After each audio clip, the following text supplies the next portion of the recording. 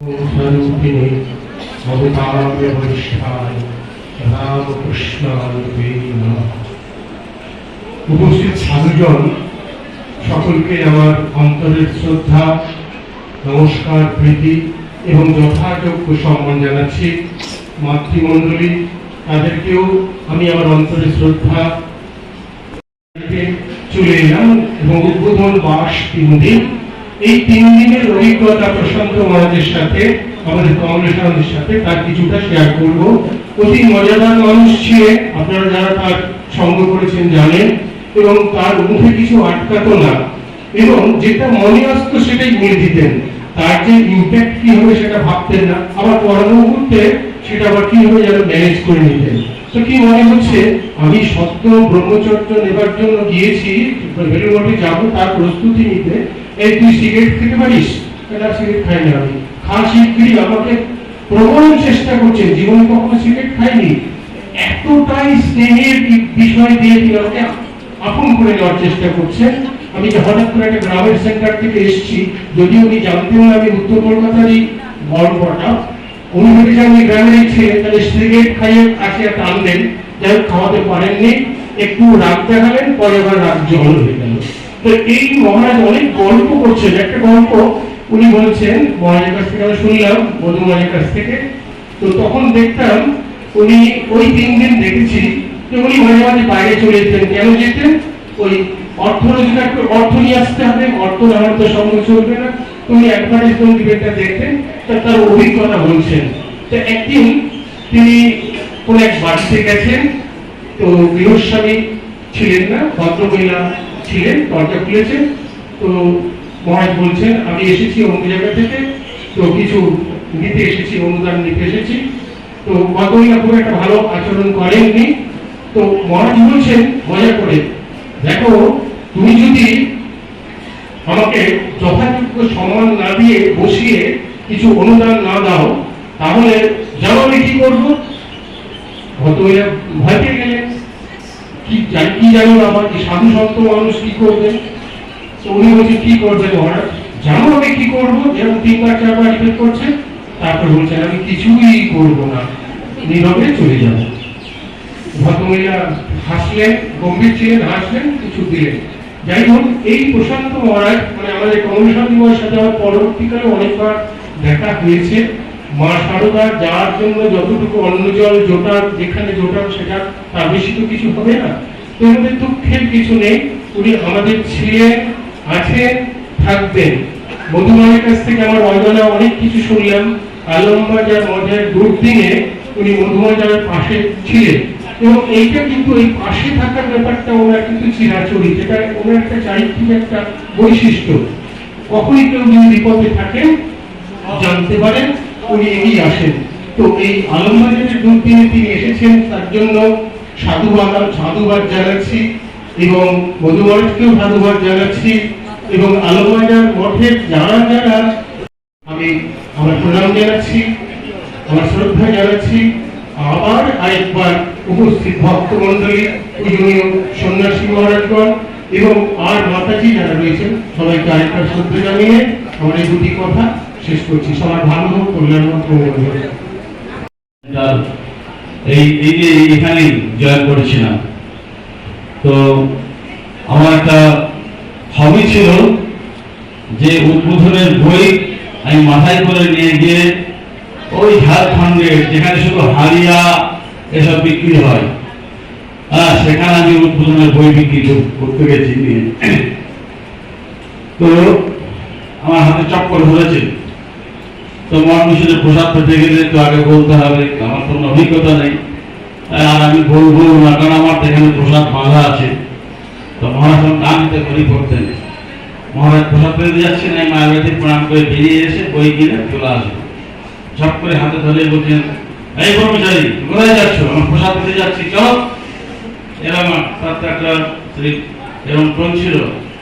তো আমি বললাম মহারাজ আমি তো বলিনি, না চলো কর্মচারী তোমার বড় দরকার নেই। তো এই প্রথম করে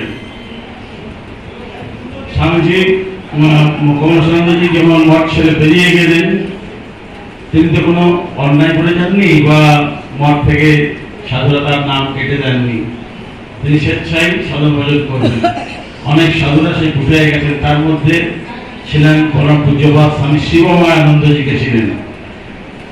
বলেন বলে পাগলামি করো না, এখানে তুমি জঙ্গলে খাবে কি, কে তোমাকে খাবার জোগাবে, চলো এখানে কয়েকদিন থাকা হলে বা চলো মনে ফিরে চলো, এই বয়সে পাগলামি করো না। তখন মহারাজ বলছেন তাহলে কি গীতার্থী অমোঘ পানি মিথ্যা হয়ে যাবে? বললেন অন্য চিন্তান্ত মহান কি জানা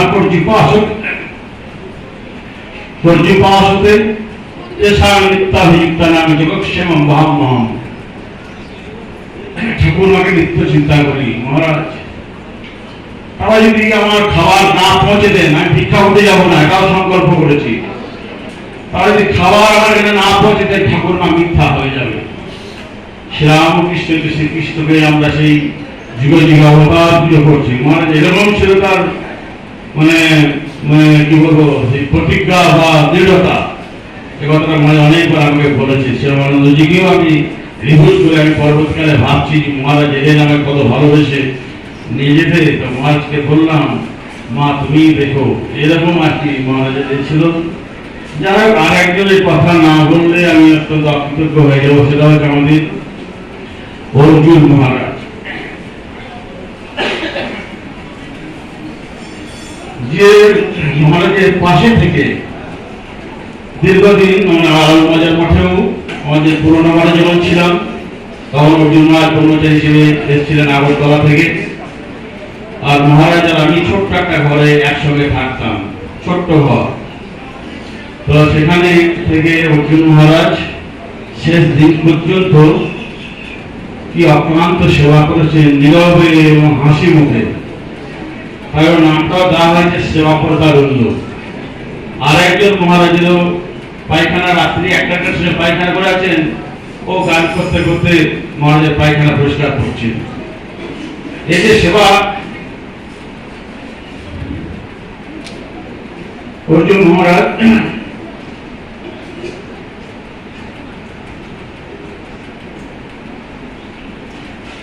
একজন সন্ন্যাসী হয়ে একজন সন্ন্যাসী সেবা করেছেন, দুর্লভ।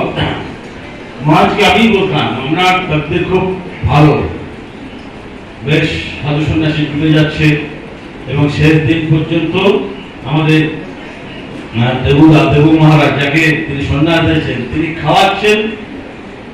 সেই খাওয়াতেই মহারাজ চুপ হয়ে গেলেন। এই যে সন্ন্যাসী সেবা পেতে পেতে সজ্ঞানে চলে যাওয়া, এটা তো পরম প্রাপ্তি।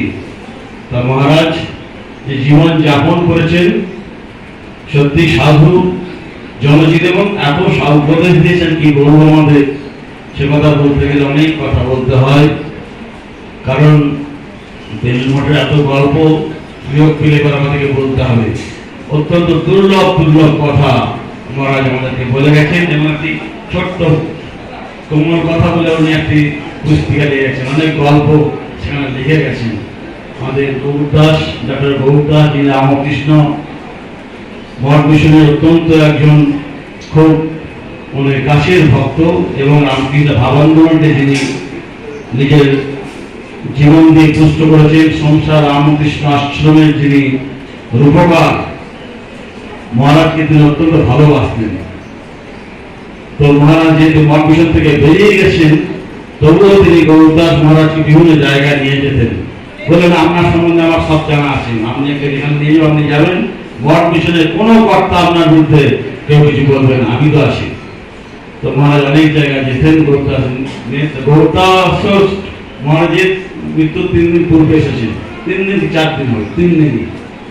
তো আমি মহারাজ তো শুয়ে আছেন, আমরা মহারাজ আমরা ফেভারিট ম্যান এসে গেছে, আপনি কথা বলুন। দেখি অভদ্রতা, আমি কথা বলছেন না, এতদিন দেখেন যে আপনাকে নিয়ে বিভিন্ন জায়গায় নিয়ে গেলাম, চুপচাপ শুয়ে আছেন, ভদ্রতা দেখেন। মহারাজ চোখ খুলে হাসলেন এবং গৌরদাসের সঙ্গে কয়েকটা কথা বললেন। মহারাজ হ্যাঁ তো আমি এসেছি, আপনি কথা বলেন আমার সঙ্গে।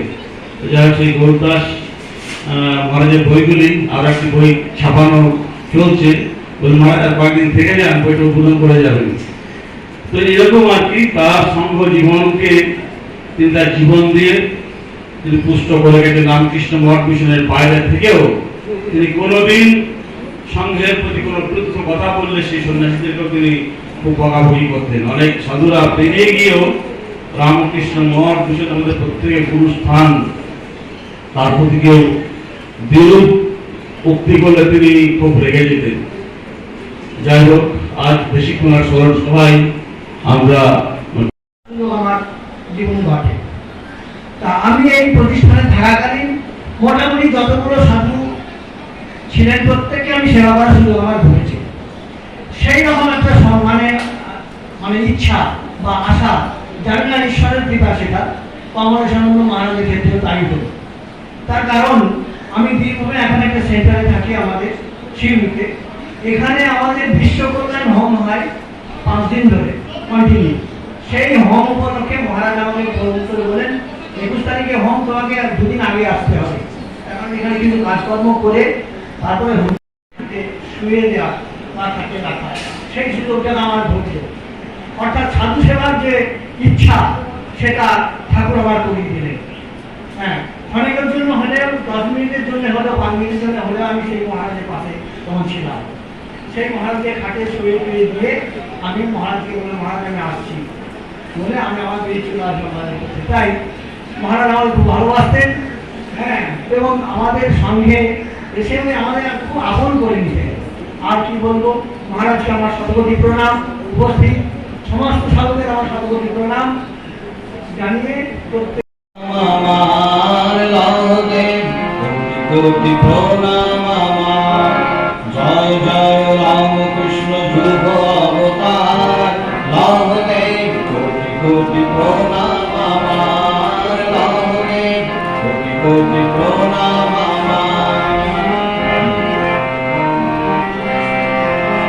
নিষ্ঠাদা ভক্তিদা চরণে তোমার, তোমার সেবায় প্রভু দাও অধিকার।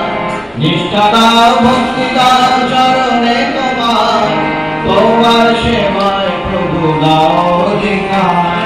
তুমি ছাড়া আমাদের গতি নাহি আর। লহতে কোটি কোটি প্রণাম আমার। লহতে কোটি প্রণাম আমার। জয় জয় রামকৃষ্ণ যুগ অবতার লহতে কোটি প্রণাম আমার। লহতে কোটি প্রণাম আমার।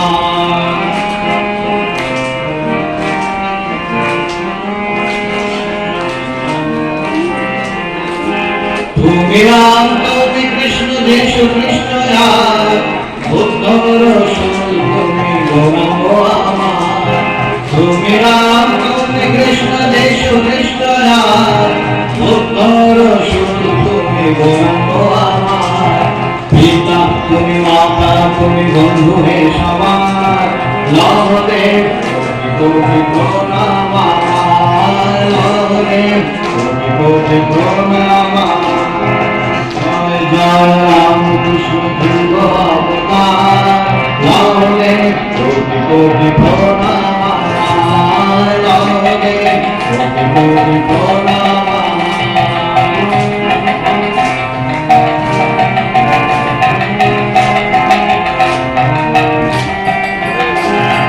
দেহমাত্মা তুমি পরমাত্মা, সৃজন পালন তুমি বন্ধন সংহার। দেহমাত্মা তুমি পরমাত্মা, সৃজন পালন তুমি বন্ধন সংহার। আমার আকাশ পাতাল তুমি চন্দ্র সূর্য লহতে কোটি কোটি প্রণাম আমার। লহতে কোটি প্রণাম আমার। জয় জয় রামকৃষ্ণ যুগ অবতার লহতে কোটি প্রণাম আমার। লহতে কোটি প্রণাম আমার। নিষ্ঠাদা ভক্তিদা চরণে তোমার, তোমার সেবায় প্রভু দাও অধিকার। নিষ্ঠাদা ভক্তিদা চরণে তোমার, তোমার সেবায় প্রভু দাও অধিকার। তুমি ছাড়া আমাদের গতি নাহি আর। লহতে কোটি কোটি প্রণাম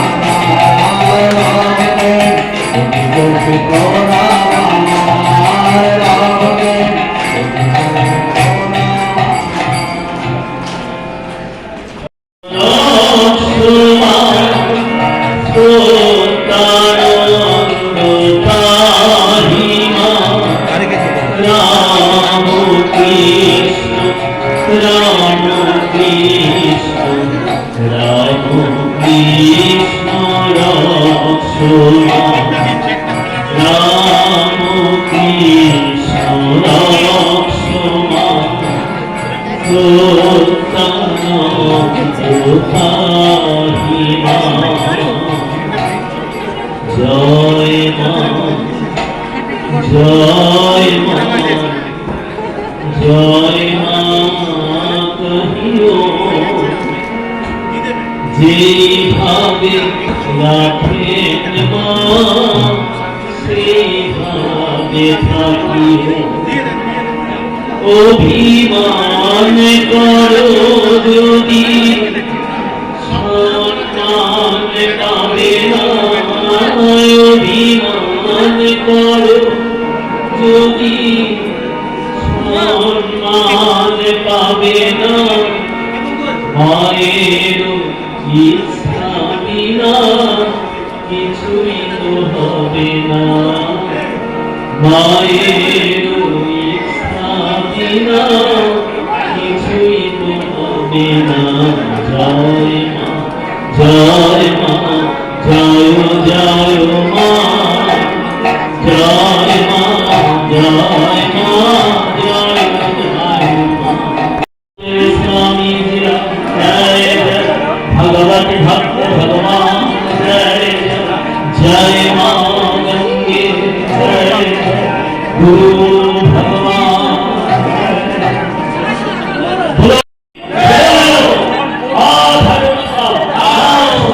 प्राणियों में विश्व का कल्याण ओम नमः पार्वती पतये हर हर महादेव शंभो सहस्रकोटि युगधारिणे नमः नमः कमलनाभाय नमस्ते यशायिने नमस्ते केशवानंत वासुदेवा नमस्तुते वासनाद वासुदेवस्य वासितं भुवनत्रयम् सर्वभूतनिवासोऽपि वासुदेवा नमस्तुते शङ्करं भगवत्पादं शङ्करं लोकशङ्करं शङ्करं शङ्कराचार्यं केशवं बादरायणम् स्तोत्रभाष्यकृतो वन्दे भगवन्तो पुनः पुनः ईश्वरो गुरुरात्मेति मूर्तिभेदराजाय नमः ॐ विशदस्य पूर्वविशदो मुखविशदो बाहुविशदस्वा स्वां भाव्यां नवति सम्पदत्रय द्रव्या भूमिजनं देवैकः नाना सुगन्धपुष्पाणि यथा कालोदमोहार्घ्यं पुष्पाञ्जलिं गृहाण परमेश्वर अथ पुष्पाञ्जलि समर्पयामि पुष्पाञ्जलि समर्पयामि ॐ नमो भगवते वासुदेवाय श्रीमद्भगवद्गीता अथ पुरुषोत्तम योग अध्यात्मनित्या विनिर्मुक्ता